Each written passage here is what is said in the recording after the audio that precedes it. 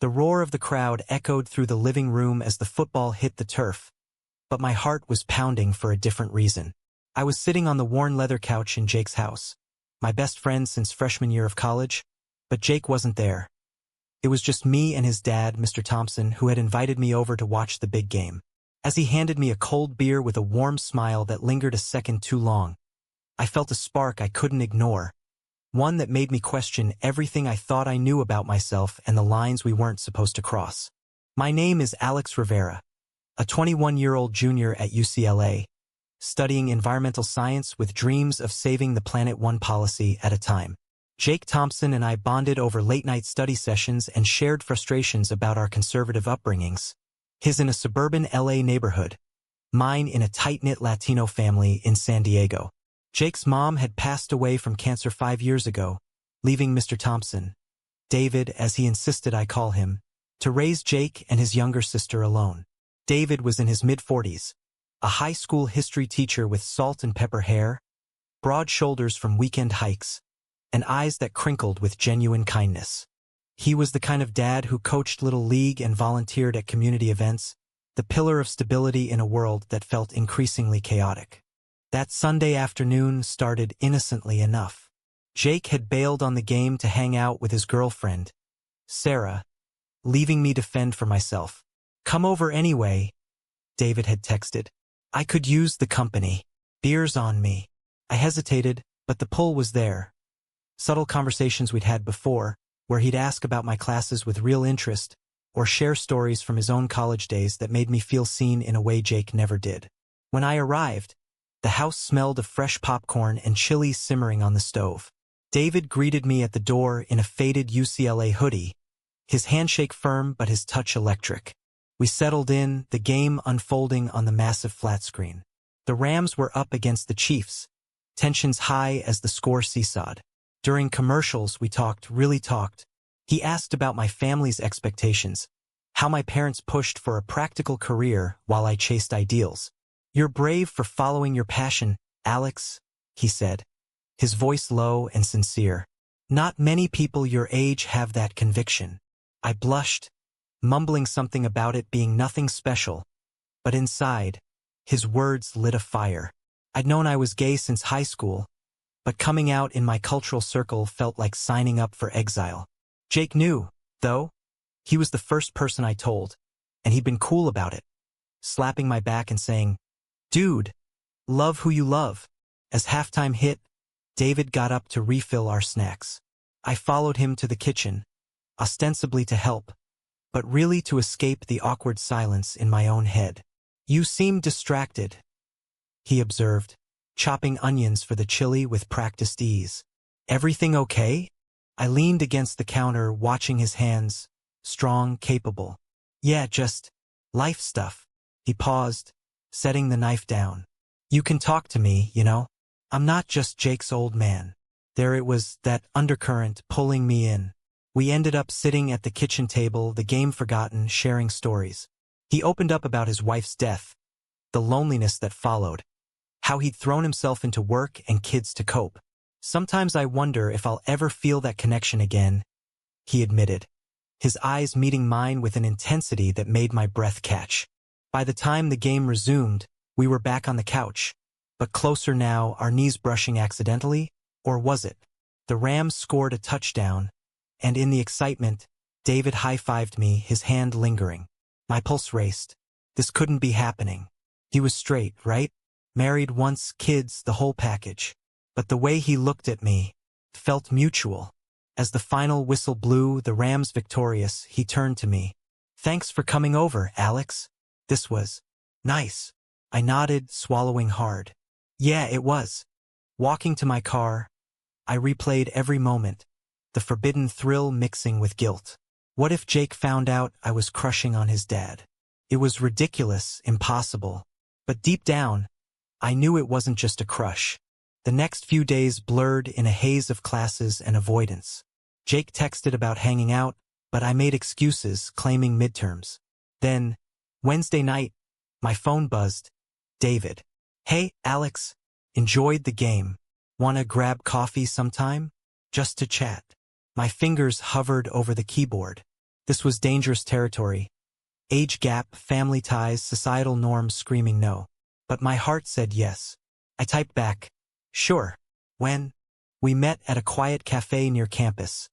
The kind with mismatched chairs and indie music playing softly.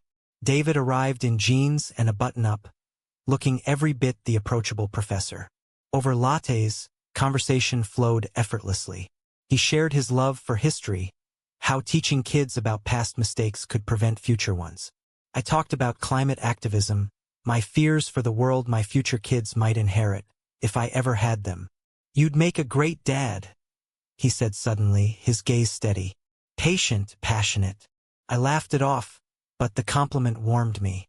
As we parted, he hugged me, brief, but enough to send shivers down my spine. Back in my dorm, doubt crept in. Was I reading too much into this? David was probably just being friendly, a mentor figure. But the texts continued. Good morning memes, articles on environmental policy. Jake noticed my distraction during our next study session. You good, man? You've been weird. I shrugged. Just busy.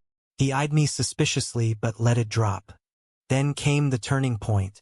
David invited me to a hiking trail in the Santa Monica Mountains.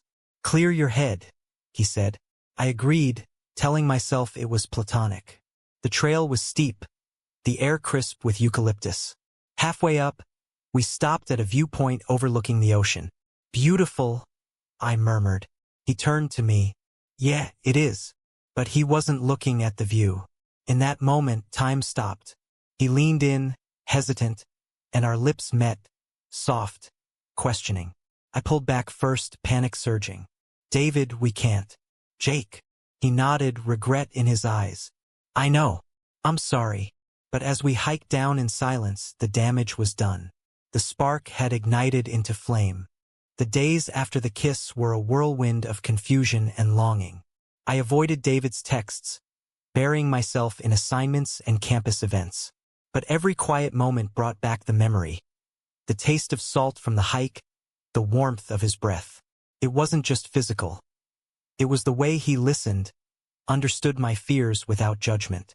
In a world where being gay still meant navigating minefields, family disapproval, subtle workplace biases, David felt like a safe harbor.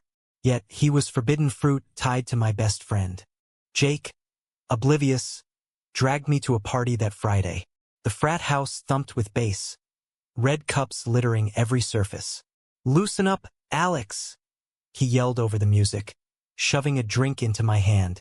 I forced a smile, but my mind wandered. Midway through, my phone vibrated. David, can we talk? I miss our conversations. Guilt twisted my gut. I stepped outside for air, dialing him before I could think better. Alex, he answered, relief evident. I thought I'd scared you off. We talked for an hour, parked on the curb away from the noise.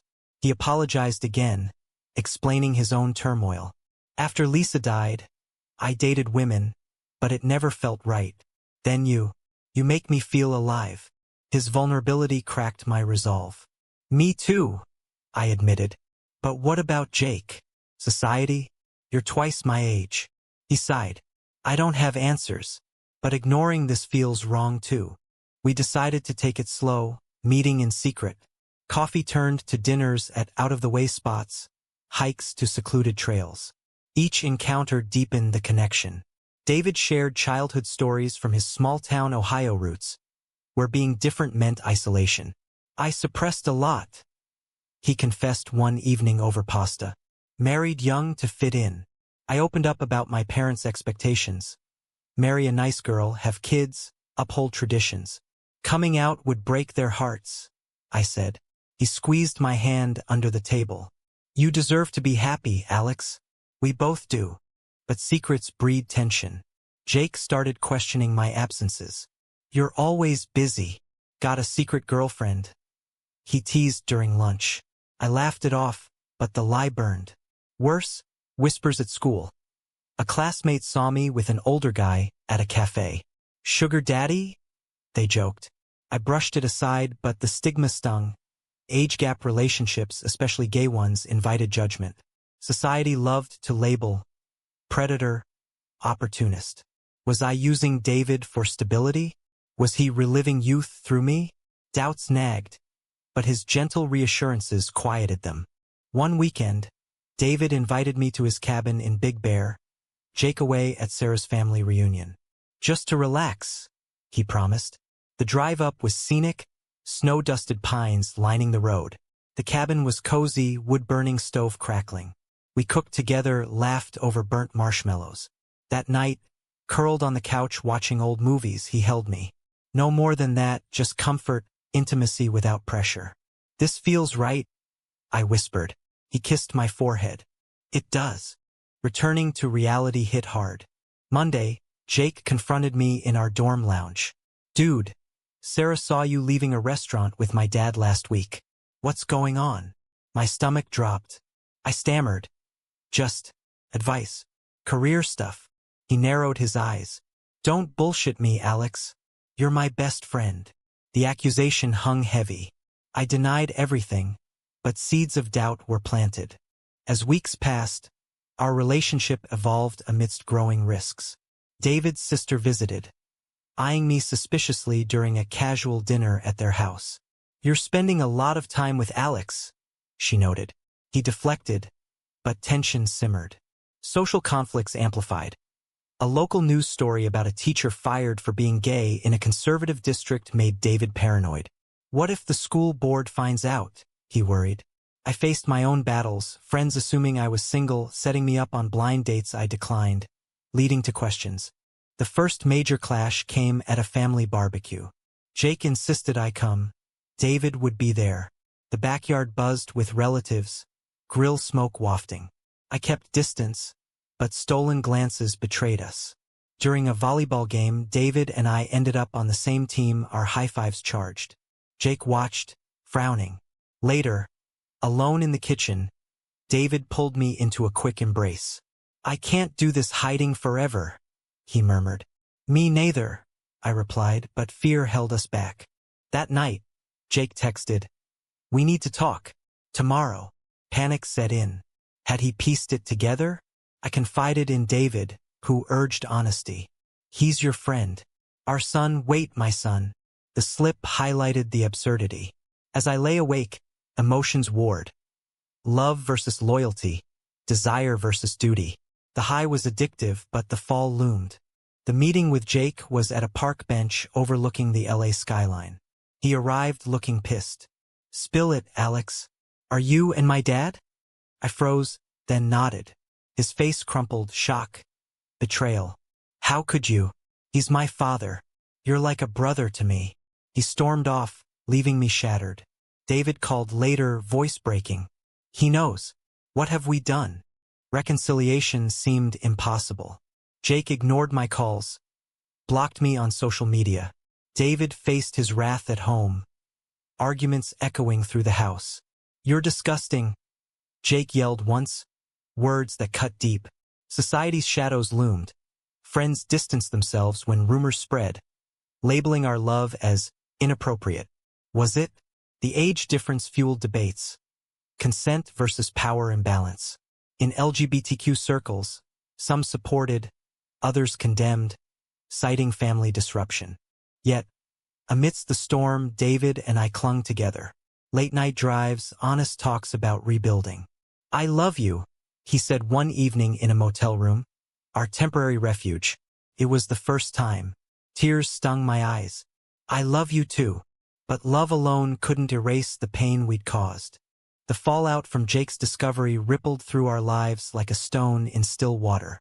David and I met sparingly, in neutral territories like anonymous parks or distant coffee shops, always glancing over shoulders. The secrecy, once thrilling, now felt suffocating. Jake's silence was the loudest accusation. Weeks without a word. His absence a void in my daily routine. I'd lost my best friend over a love I couldn't deny. David bore the brunt at home. Jake moved in with Sarah temporarily, leaving the house echoing with emptiness. "He's hurt," David said during one stolen lunch. "Thinks I've betrayed his mom's memory." Guilt gnawed at him, questioning if pursuing happiness was selfish. I empathized. My own family remained in the dark, But the strain showed in my calls home. Evasive answers about my social life. Mom sensed something. "You sound different, Mijo. Everything okay?" I lied, the deception piling up. Social conflicts escalated. At UCLA, whispers turned to confrontations. A group project partner, overhearing gossip, asked bluntly, "So, you're dating an old guy? Kinda weird, don't you think?" I defended us. Age is just a number. It's about connection. But doubt seeped in. Online forums debated similar stories. Predatory or genuine? Comments ranged from supportive to vicious, highlighting societal biases against gay age gap relationships. Were we perpetuating stereotypes or challenging norms? A turning point came at an LGBTQ support group I attended anonymously. Sharing our story, names changed. Responses varied. One man in his 50s nodded empathetically. I lost friends over a similar romance, but love won out. A younger attendee scoffed. "It's exploitative. Think about the power dynamic." The discussion mirrored my internal turmoil, emotions versus ethics. Was our love worth the wreckage? David faced professional risks too. As a teacher, rumors could tank his career. A colleague, spotting us at a movie theater, raised an eyebrow. New friend. David brushed it off, but paranoia grew. "What if parents complain?" he fretted. We discussed boundaries. No public displays, limited contact. But restraint only heightened longing. Jake's eventual outreach was tentative. A text, "Meet me at the old spot." The old spot was a beach pier where we'd shared countless sunsets. He waited, arms crossed, waves crashing below. "Why him?" he demanded. I explained the organic connection, shared values. "It's not about replacing anyone. It's real." He listened, anger softening to pain. "You were my bro. Now, it's like I don't know you." Tears fell. "I miss you, Jake. Can we fix this?" He shrugged. "I don't know." The conversation planted seeds of hope, but challenges mounted. David's ex-in-laws learned through the grapevine, calling to berate him. Lisa would be ashamed. The words devastated him, dredging up grief. I comforted him that night in his car, parked in a lot. "We're not wrong," I insisted. But were we? Society's lens distorted everything. Straight couples with age gaps got rom-coms. We got scrutiny. A major conflict arose at a community event. David volunteered at a historical society fair. I tagged along discreetly. Jake showed up unexpectedly with Sarah. Tension crackled. When David and I shared a laugh over a booth, Jake exploded. "This is bullshit." In public. He pulled David aside, voices rising. Sarah intervened, calming him, but the scene drew stares. Whispers followed. "That's his son's friend?" Humiliation burned. Post-incident, David questioned everything. "Maybe we should end it. For Jake's sake." My heart shattered. "Is that what you want?" He hesitated. "No, but family first." The ultimatum forced choices. Love or loyalty. I spent nights soul-searching, weighing emotions. Friends advised variably. Some said fight, others cut losses. Reconciliation efforts intensified. I invited Jake to coffee, no David. "Remember when we met? You defended me from that bully." He softened. "Yeah. You've always had my back." I apologized sincerely. "I never meant to hurt you." He admitted fears. Losing his dad to this phase. Societal judgment on his family. People will talk. We hugged tentatively, a fragile bridge. David and Jake's talks progressed too. Father-son dinners, honest discussions. "I loved your mom," David explained. "This doesn't diminish that." Jake grappled with acceptance, influenced by Sarah's progressive views. "Love is love," she reminded him. Yet, external pressures persisted. My parents visited campus, sensing secrecy. Over dinner, Dad probed, "Any girls?" I deflected, but the lie weighed heavy. Coming out loomed, complicated by our relationship. "They'll disown me," I confided in David. He held me. "We'll face it together." The climax built at Thanksgiving. David hosted, inviting me cautiously. Jake agreed reluctantly. The table was tense. Turkey carved in silence, small talk strained. Midway, Jake addressed the elephant. "So you two are together?" We nodded. He sighed. "It's weird, but if you're happy." Relief flooded, but it was conditional. Later alone, Jake warned me, "Hurt him and we're done." I promised fidelity, but harmony was short-lived. A school board meeting rumor surfaced. Anonymous complaint about David's lifestyle. Panic ensued. "It's because of us," he feared. We rallied, gathering support from allies. The hearing was grueling. Accusations of impropriety, countered by character witnesses. Jake testified for his dad. "He's a great father and teacher. Who he loves doesn't change that." The board dismissed the claim, but scars remained. In the aftermath, our bond strengthened, but questions lingered. Was pursuing this worth the chaos?